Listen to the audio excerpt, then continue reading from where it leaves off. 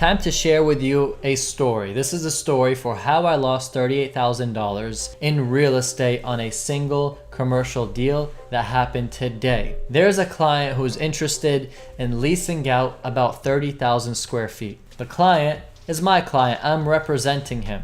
He is basically the tenant that I'm gonna bring to a shopping center to let lease out. So we started to shop and I started to send him sites and locations, and he liked some of the locations. He didn't like some of the locations, but the ones that he liked, we started to pursue. And out of all the locations, we felt like we had the most opportunity with this one location that was roughly 28,000 square feet. And our goal was to get this site for him and to put him into that business. He was a retail store, and as you guys know, retail right now in this market's getting crushed, but he has a specific business model that's doing well. So the landlords were very motivated to give him the space. Now, we're motivated to give him the space. Now, in the beginning, I was throwing off the terms that we want.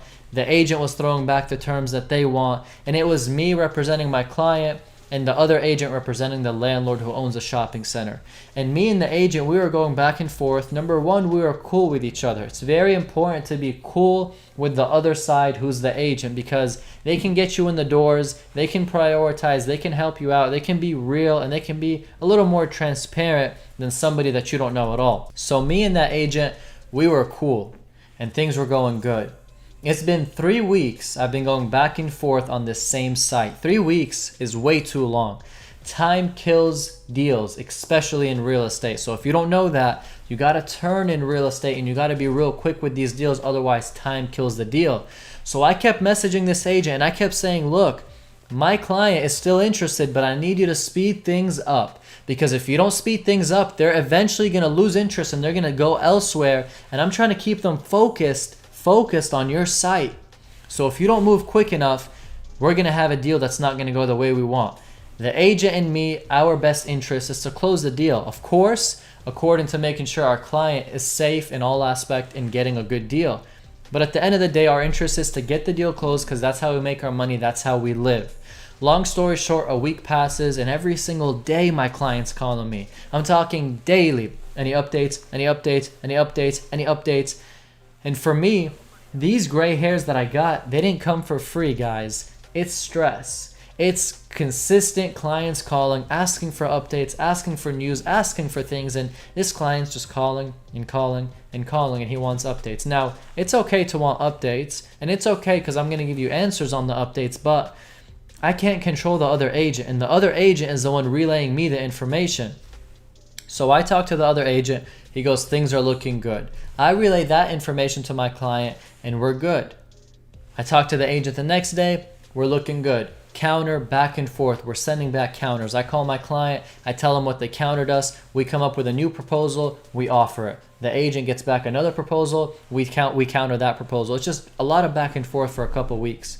Now the last week, me and my client were talking. He goes, do you see any potential with this site? I said there's a lot of potential because the agent I'm talking with told me that we're almost at the finish line, told me that we're going to have a deal, told me that what we proposed is very fair and it should make sense. The problem was the landlords didn't want to take so much risk. They were putting a lot of risk up front. So I came into the deal and I took risk as an agent. My client took risk and started to pay more upfront. The other agent took some risk. So 3 people taking risk for the landlord to feel more comfortable to sign off on the deal. Today, I shoot a call in the morning, I get no response. Later in the afternoon, I shoot another call and then an email and then a voicemail, I get no response. At about 3-4 p.m., I shoot a call, I get a response, the voice is shaky, nothing sounds too good, and he's like, Karam, I'm going to send you back the counter that the landlord gave me. I'm not too happy with it, but this is where we stand and I don't think you're going to be happy with it. He told me the counter. He told me that basically what we were asking for, we're getting nothing. After, for the last 3 weeks, he told me that we're getting everything. So we requested free rent. We requested abatement in certain things. We requested certain terms, 10-year term versus a 5-year term. All that detail I'm going to put aside and just let you know the juice in the story. And from within those 3 weeks, he's been saying we're going to basically have it accepted, but we got to tweak a couple things. Now, the landlord makes the final call. The agent doesn't, but he can at least relay to me, and that's what he was telling me. So based off of what he told me, I was telling my client. So my client is just relaxed, trusting me. I'm trusting the other agent. Only to find out today that everything we requested that was quote unquote accepted was used against us, was countered, and was proposed the complete opposite than what we expected. And on the phone, as I was talking to the agent, he was telling me what the landlord wants, and I told him straight up. I was like, his name, I don't want to say his name, the deal is dead. I was like, you guys have been dragging us for 3 weeks. I've been telling my client that things are looking good and we're going to secure the site. I stopped searching for other sites because I felt like this one was going to close.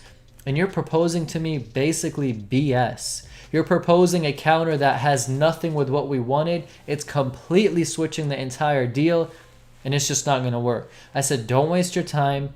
Don't waste your fingers typing up the email. The deal is dead. I'm taking my client somewhere else. I had to lay the ground down. I had to let him know clearly what's going on because I know my client. I know what he can afford and what he wants.